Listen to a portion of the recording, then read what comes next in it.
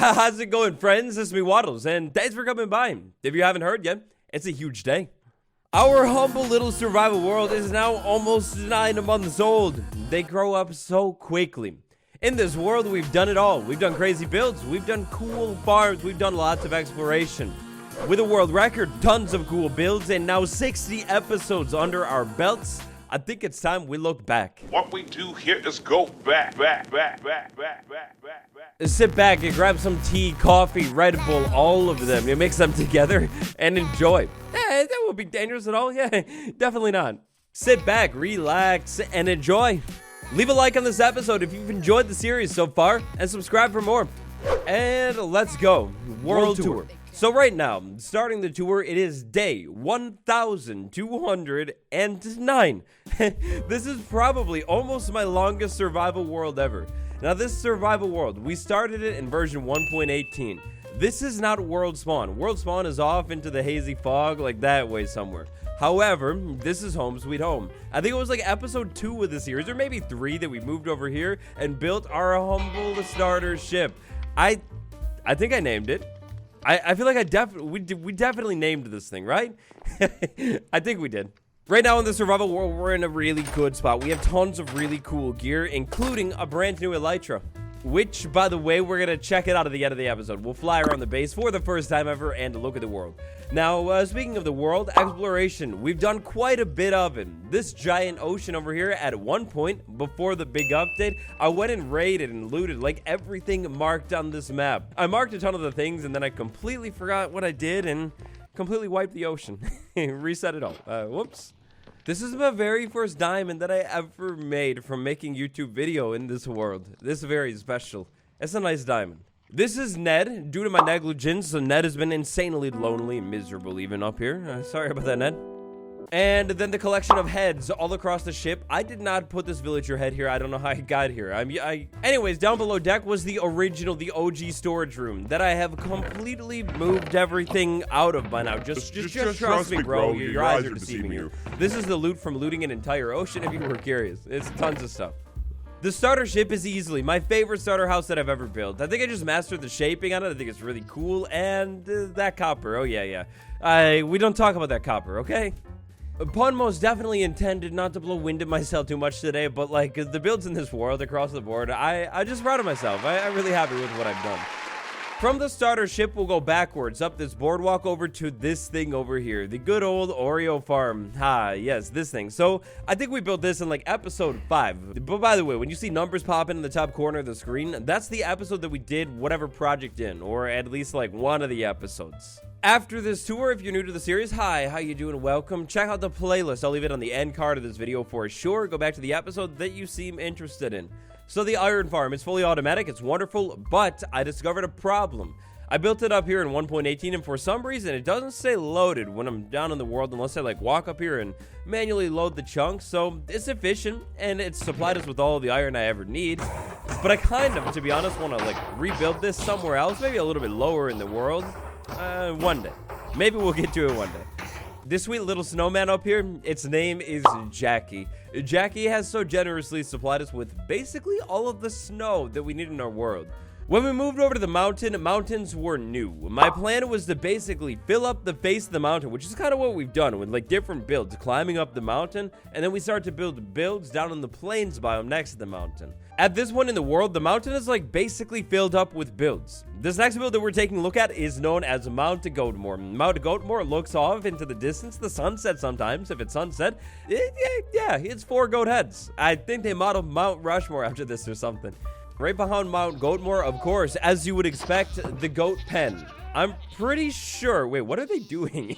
They're sailing now. I don't know when that happened, but anyways, I'm pretty sure goats were one of the first mobs in this world that we captured because they were also new at the time. Now, over here we have 2 options. Option 1, we can go down the mountain. Option 2, the new road, we can go up the mountain. We'll go up the mountain next. The giant axolotl statue. The giant axolotl statue is so sweet. Yellow. My poor axolotl. Back when we raided the ocean monument for a farm that we definitely got around to, my commander axolotl, yellow. A tragedy. It was a tragedy. In tribute of our finest axolotl, I decided it would be nice to build yellow 1-to-1 scale up in the sky, flying forever next to yellow's best friends, cyan, pink, and lime. Way more recently in the 1.19 update, the observatory. The observatory is easily in my top 10 builds in this world. I like what I did with the ceiling. Look, it's the solar system, right? Like, it's kind of cool. The skulk blocks, every time I look at them, it kind of looks like stars. So, yeah, that's what I was thinking there. The balcony, the observatory balcony, looking out at our survival world. This is one of the, I wouldn't say best views in the world. It's one of the views in the world. However, it is the best view solidly of our sweet Warden over there. Now, the name of the Warden, it's a little bit top secret classified information. You go back to the episode and find it if you want. But the dark temple that it lives inside of, oh, it's evil. It's lonely. I love the spikes that we did on the top of this thing. The goal with this build was to build some kind of dark evil build, like looming over the world constantly. We look at the mountain, high contrast, and yeah, that's exactly what we got. Up on top of the mountain this way, it's kind of a dead end. That's basically all we have. We've got a staircase. So we move down the staircase, which is completely covered by the mountain. You can't see it from the outside. And then we have options. We've got a beautiful statue. It looks like somebody. It looks good, we'll say. That statue was designed by one of the best statue designers that I've ever seen, Gold Robin. And then over here, this sweet PP Temple. PP Temple, or Pure Profit Temple for long. Oh, it's one of the best machines in this entire world. This was another very early build that we built. Up here, we have the two originators, you and other you. And they basically, like, harvest the potatoes, give the potatoes to each other, look at each other romantically, and make, like, like 1.5 million children that we'll check out later. I tried to set up staircases and boardwalks that go across the mountain so we can, like, walk around and travel a little bit easier. Honestly, I think I could maybe have done better, but, I mean, it works. This is the build that we'll check out at the end. It's the Enchanting Cave. We'll come back to it, remind me. Moving along the boardwalk that I'm mildly content with, we keep going and then we go down over to this thing right here. For short, this build is known as the APM. For long, it's known as the Auto Potato Machine. Inside of this thing, I have 2 villagers trapped, or actually 4 villagers. We've got 4 villagers trapped captively forever. 2 sides of this thing, over there and over here. The villagers walk around and harvest the potatoes and then try and trade with the other villager, give them food. They're so generous, but I am capitalist, greedy capitalist. I steal all of the potatoes, put them inside of the box, and then I could sell them if I wanted to. I could, like, trade with them if I wanted to. I could, like, I could do anything that I wanted to with these potatoes. I usually just bone meal them for extra bone meal, but yeah, I have so many potatoes. Profits? Yeah, it's a double-sided machine. You wonder, this thing has gotten me so many profits inside of this world. It's wonderful. Now back over this way, we have a secret entrance. The secret entrance goes down to the cave system, and inside of the cave system, there's like essentially nothing. There's no point to go down there. But anytime I needed deep slate for the longest time, that's where I would head. I would go over to the mountain that way and go down into the caves. So continuing over this way, we have a small bridge that goes over to an aquarium, or we have a small pathway that starts to climb the mountain. We go over here. This is the great azalea machine invention. It's pretty cool. It's easy to use. All I need to do is walk up to this thing. If I had bone meal, I bone meal it right there. Then I go over here and press this button. Once the machine is fully cleaned out, all of the things are wonderfully thrown inside of the hoppers over there for me. It's perfect. And then all I need to do is open the trap door and check out everything that I need. It's great for growing azalea bushes and also actually growing azalea trees too. There's enough room here. The villager head, again, yeah, it's not my fault. I don't know who put that here. Little fun fact, I've only slept in red beds the entire time I've been in this world, which is now 1,211 days. That's a lot. So moving over this way, we have another boardwalk that goes over to the villager curing machine. A machine that I actually built, and unfortunately, I never actually used it yet. You can kind of see right there, there's a rail line. Up there, there's another rail line. This thing is basically hooked up to the basement of PP Temple over there. We take the babies out of PP Temple, send them over here, cure them up a couple times, get the best prices in the entire town. I built a highway over here, an expressway to actually take the villagers after I'm done doing their thing and send them straight down this way. This connects over to the road system in the world. Then I can basically move them over to whatever build I set up for them. Another thing that I'm actually pretty proud of myself for doing in this world is setting up roads and actually like filling in the spaces in between. I feel like I have this bad habit of setting up builds and then leaving blank patches in between the builds, and then it's like, it's nice you have a finished build, you know, but like the empty field in between, it kind of ruins the vibe. I feel like I've kept up pretty well with like filling things in. So moving down the boardwalk even more, we have the main strip of the town, but we'll come back. What I want to do next is go over this way. So that build over there, that's Terry. Terry is a T-Rex skull. The T-Rex skull is maybe my favorite build in the entire world. I love it. The shaping, in my opinion, is just like perfect. Next to Terry, we have an ancient build. I definitely would build this build different now. Like the top of the build, I really don't like it. I think this is my least favorite build in the entire world. However, with that being said, I like the statue. It's meant to be a... Well, actually, you take a guess. We'll play a little game. You take a guess down below. What in the world is the statue meant to be? I wonder. Okay, so anyways, going down below the statue, we have a staircase. The staircase leads over to a beautiful experience farm. If we wait around over here, eventually spiders will be dumped out of that farm. How does it work? World will never know. They dump into the water. They go over to the water. I take my sword, slice, and then inside of the box, drop. Back up the staircase, let's go ahead and take a look at Terry. Up close, we can see that Terry's skin is perfection chef's kiss. It's been taken care of immaculately. The skincare routine, flawless. The building, yeah, in my opinion, flawless as well. I love the build. At the back of the thing, it's got a nether portal. One thing that I would like to point out is Terry is the pinnacle of this mountain right here. Eventually, if we get around to it, I have plans to come over here and set up builds, like expand the mountain. Now, down here on the mountain, I have the world's biggest scam. I was completely ripped off, deceived, and tricked. And then we've got the bay, which I definitely should come up with a name for. Sitting alongside the bay, we have the Basalt Brothers factory, the world's best, the world's smallest, the world's biggest at the same time basalt factory. Inside of this thing, we've got 3 machines: 1 machine, 2 machine, 3 machine over here.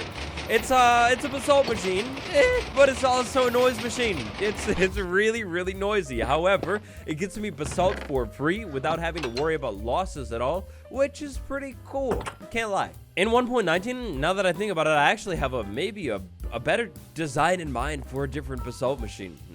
Remind me about that later. Maybe I'll build a new one, like a really big one. We've got 2 vibes going on in this world. We have the mountain and then like more of this nature rundown vibe. And then over here, we follow the nature rundown vibe a little bit of a ways. We have the city vibe. The city vibe is kind of like the newer stuff. The rundown vibe is kind of like the older stuff, excluding this over here. This is a basically brand new expansion at this point. This statue is from a data pack. The data pack showcase is this video right here. Check it out after the tour, but it's basically to honor an occasion, a momentous, wonderful event that we basically like eradicated an entire species. It's actually kind of terrible. It's called Red's famous ender statue. Moving down this way, we have another factory. You could essentially call this like the factory zone of the world. Inside of this factory, it's a mud machine. Anytime I need to make mud, well, actually, let's see if I have any dirt over here. Nope. I want to show you it. We'll go ahead and check out the chestboard starter house. This is the 1.19 starter house, of course. Inside of it, hey, tons of random junk, but no dirt. All right, look, check this out. I'll take this block right here. It's perfect. By the way, we set up this boardwalk, and my future best friend over here, right at the beginning of 1.19. Captive, I guess you're wondering about your trial date. Yes, the court system is clogged up. You must wait still. Trial is one day. So check this out. It's a small scale, but we put the block right there. We grab the water right there. We do that right there, and then I can go ahead and step on this to push it up and out of the way, and then I could do it again, and then I could do it again. So basically like 3 rows of mud. I think with those numbers, it's like something like 48 mud blocks created in a single run. Then I harvest it all and, you know, build mud with it. It's a pretty simple, efficient way to build mud, and like the build is so easy to set up. It makes making mud so much easier. Now, we're gonna go off-roads a little bit. Eventually, I do need to come back in and continue this path over this way, but we won't worry about that right now. The Chateau. Over here, we have the Chateau with the best villager in the entire world. Now, I should probably try and cure both of these villagers. One of you is named Elytra. Elytra is the unbreaking villager, so you. And then over here, we have, we have villager with the name. I forget the name, okay? It's a mending trade, though. Up top, we've got this winding staircase that goes into this room with a view. Now, I wanted this view to be a little bit better than it actually is. Guess I didn't think about it with like tiny windows, but like, yeah, it's a view. You can kind of like look out at the base. It's pretty cool. If the villagers were to ever, hey, it's oxidizing, finally. If the villagers were to ever come up here and, appreciate all of my work that I put in, they would find a pretty decent view. Up here next to the chateau is the giant potato farm that is currently filled with carrots. I think this was actually the very first build of mine that I've ever built that I set up with aesthetics purely in mind. The goal with this build was to build it off on the horizon, like we're on the mountain working over there and we have this cool build. This build isn't really meant to be functional, but I ended up actually functioning it quite a bit. Like, check this out. In here we have a villager, and the villager is a master level villager. I've unlocked all of the trades that this villager can offer because I've used it so many times to make emeralds, precious emeralds, mainly for mending books. But yeah, the build was really meant to just look cool off in the distance from the mountain, which I think it does. The view of the mountain and really the entire base is like perfect from over here. You can see it all. You can see every single build basically that we've done. You can even see the iron farm at the render distance is high enough. Over this way, you can see the builds of the bay, which are pretty cool, like the brand new end temple, the AI build, which was fun. And then over this way, we've got the tallest build in the entire world. I'm pretty sure there's a villager waiting desperately at the top of that platform. We did that for an advancement run. Over here, we've got the evil zone with the Sphinx, and we've got the Sphinx, the evil, god-forsaken Sphinx. Inside of the Sphinx, I actually never checked it. Oh, no. What is this? No, you don't. That is illegal. We have one law in this world, and that is no cow farm like that. I don't know who built that, but highly illegal. Not allowed. Must have been my evil twin or something. Then, next to that Sphinx, we have the Stalker. The Stalker is my favorite version of the Warden. The Stalker also kind of doubles as a lava farm that I don't really use very often, but it's a lava farm in there. The dripstone drips lava, there are lava cauldrons hidden in there. And the Stalker, it's constantly stalking, looming over the entire world. Now, the landscaping of this area is like perfection. Chef's kiss. It couldn't get any better. This mountain is so insane over there. I feel like there's got to be an ancient city down below it. And honestly, if this world were made in 1.19, not 1.18, there would probably be an ancient city below that mountain too. An ancient city is one of the things that I definitely would like to try and find pretty soon. Now, over here, we have the giant wheat farm that I actually kind of would like to maybe expand a little bit in the future. And we've got, of course, the Scarecrow guarding the wheat farm. The Scarecrow is a small build, but it's a build that I'm really happy with. I just like it. Like the pitchfork, the small hay bale work. I think I did good on that thing. Burb, despicable. I'm not talking about it. Side note, we're a lot of ways to the tour at this point, and if you're here watching it and enjoying it, let me know down below which build is your favorite that we've done in this entire series. I always like to hear what build you guys like the most. So let's move on to the AI build. This build was designed entirely with DALL-E Mini, including the statue right there, this build right there, the terraforming around the build. Inside of the build, I still don't really have anything going on. I need to come up with an idea for the inside of the build. But the big point here was, can AI design a Minecraft build? I had a lot of fun shooting this episode. It was really, really interesting. And honestly, kind of want to maybe do that again sometime. Over here in the distance, we have a brand new build. The newest build of the world, the End Temple. Up on top of it, we've got the Ender Dragon. On the side of it, we've got End Walls. There's not really too much to the build, other than, of course, the interior. That is the interior that is fully finished. Look at the view of the base from over here. Yeah, pretty cool, right? Not to get too romantic or anything, but I would also like to send a big shout out to all of you for supporting the series. The series has been so fun to work on. Honestly, one of my favorite series to work on. I mean, I know I always say that, but like, I was so nervous to do the series, going from Minecraft Guide Season 3 to this, which is definitely like completely different. I was nervous, like really, really nervous. So thanks for all of the support. The city zone. This zone gets a whole lot more proper. Next up, we've got the aquarium. If you take a look at the aquarium and what's inside of it, you will indeed see the rarest axolotl that is brain dead and tries to swim through the statue, and then a couple statues right next to it. Yeah, we've got some axolotls inside of the aquarium. The axolotls are so cool, but I just wish I could use them for more. Across the road, another one of my top 10 builds in this world. Love this thing. Inside of this thing, we've got a couple things going on. We've got the bee farm that is easily overflowing. Yeah, for sure, overflowing. And then on either side, we've got wings. Over here on this wing, we've got all of these colorful sheep that need to get back to work.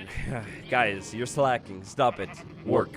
And then over here, we've got the kelp farm, another build that I actually set up with plans to use in like one of the following episodes, and then I got distracted with other things. It's a multi-tier kelp farm that goes all the way up this tower. As you can see, kelp is thrown down and then picked up mostly by these hoppers. When it comes to kelp, I think it's safe to say we're doing good. I have so much of this stuff. I should probably smelt it up and, you know, actually use it for the build I wanted to do. Back over in the center of the bee farm, big bees above it to clearly symbolize bees, and another wing. On the other wing, we have sheep that are definitely doing good. They're working hard. Now the sheep farm, I need to set up a sorter for it or something. Things are kind of stored like all over the place here. Maybe that's a project we should do soon. Oh my gosh, and then this window.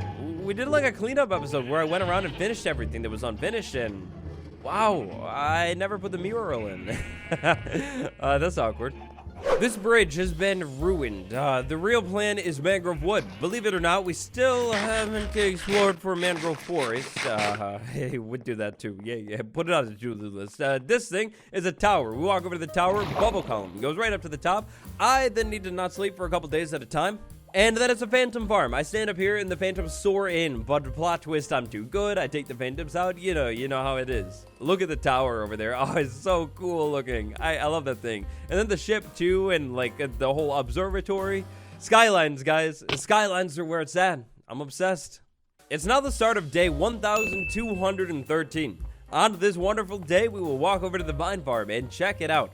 The goal with this build was like a Tudor style build. So like, you know, that European vibe going on with like the white top, the dark wood, the brick bottom, and the vine farm. When we started this world together, we set the ambitious goal of farm everything, and that's kind of what this build is doing. We've got twisting vine farm right there. In the middle, we've got classic vine farm and glowberry vine, even though you can't actually farm those vines, unfortunately. This one, what do you call these ones again? The weeping vines. The weeping vines are farmed inside of this room. Yeah, this is kind of like the central plaza. This is unfortunate. But this is like the central plaza of the world. And check this thing out. I need to be careful right here because this chunk, it goes all the way down to the bottom of the world. I had this wonderful idea to mine an entire chunk out through the world. So from all the way up here, 96, down to the bottom of the world, basically. Yeah, it was a big dig. Down at the bottom of the world down there, there's not much going on, actually. Please, if you've been standing this whole tour, your legs must be tired. Take a seat. Allow me to introduce you to the great birch tree of immense disappointment. Magically, this tree grew here after the wild update, and would you take a look at that? It's one of the wild update birch trees. Yeah, pretty cool, right?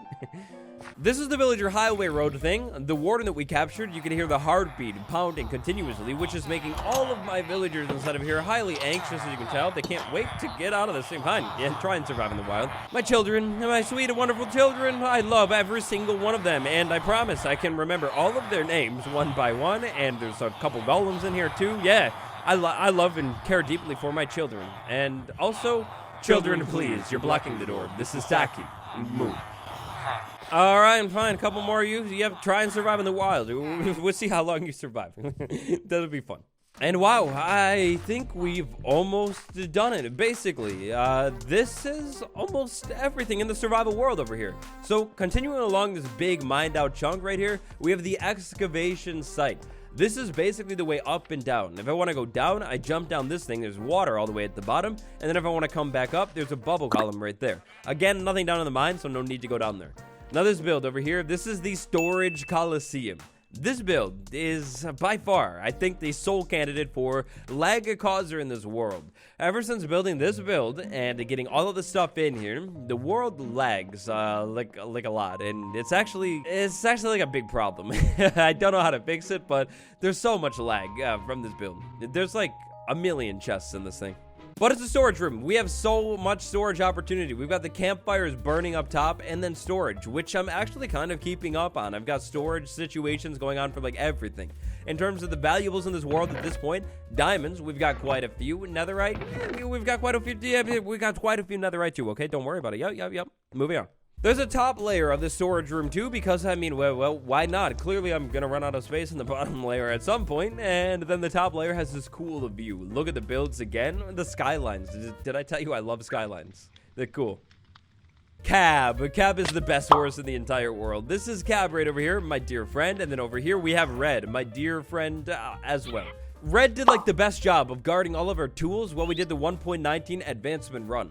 Or I guess I should say like re-unlock run. We updated this world to 1.19 and then I locked all of our really good gear behind different challenges that we had to pull off. We have now at this point pulled off all of the challenges, which means all of the really good gear that we have it all back.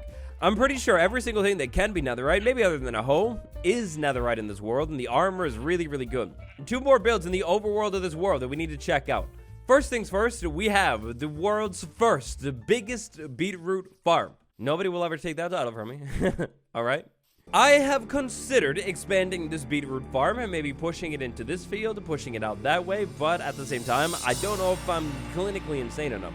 This thing is 200 by 200 blocks. It's big. It's a giant beetroot farm. It's insane, and I kind of went insane working on this thing. This episode was the single hardest episode to make of the entire series.